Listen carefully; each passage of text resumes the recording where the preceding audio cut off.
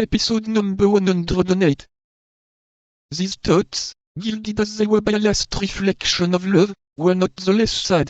Anne of Austria, deprived of the confidence of her husband, pursued by the hatred of the cardinal, who could not pardon her for having repulsed a more tender feeling, having before her eyes the example of the Queen Mother whom that hatred had tormented all her life, though Marie de Medicis, if the memoirs of the time are to be believed, had begun by according to the cardinal that sentiment, which Anne of Austria always refused him. Anne of Austria had seen her most devoted servants fall around her, her most intimate confidants, her dearest favorites. Like those unfortunate persons endowed with a fatal gift, she brought misfortune upon everything she touched.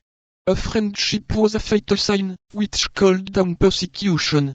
Aimée de Chevreuse and Aimée de Bonnet were exiled, and Laporte did not conceal from his mistress that he expected to be arrested every instant.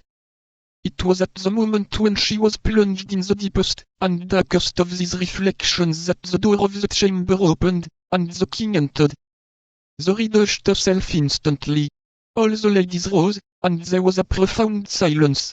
As to the king, he made no demonstration of politeness, only stopping before the queen. "Madame," said he, "you are about to receive a visit from the Chancellor, who will communicate certain matters to you with which I have charged him." The unfortunate queen, who was constantly threatened with divorce, exile, and trial even, turned pale and rouge, and could not refrain from saying, "But why this visit, sir? What can the Chancellor have to say to me that your Majesty could not say yourself?" The king turned upon his heel without reply, and almost at the same instant the captain of the guards, M. de Guitant, announced the visit of the Chancellor. When the Chancellor appeared, the king had already gone out by another door. The Chancellor entered, half smiling, half blushing.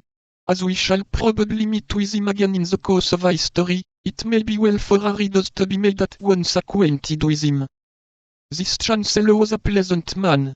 He was Desroches Le Massol, canon of Notre Dame, who had formerly been valet of a bishop, who introduced him to his eminence as a perfectly devout man.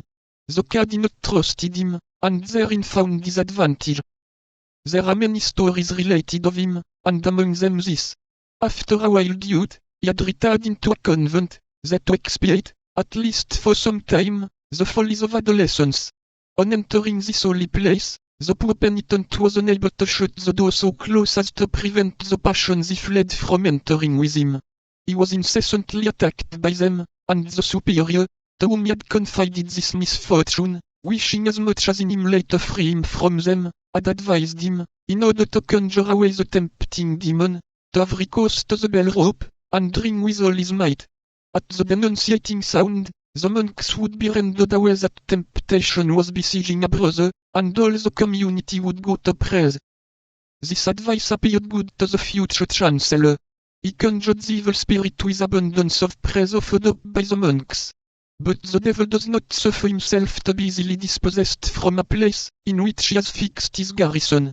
In proportion as they redoubled the exorcism they redoubled the temptations, so that day and night the bell was ringing full swing, announcing the extreme desire for mortification which the penitent experienced.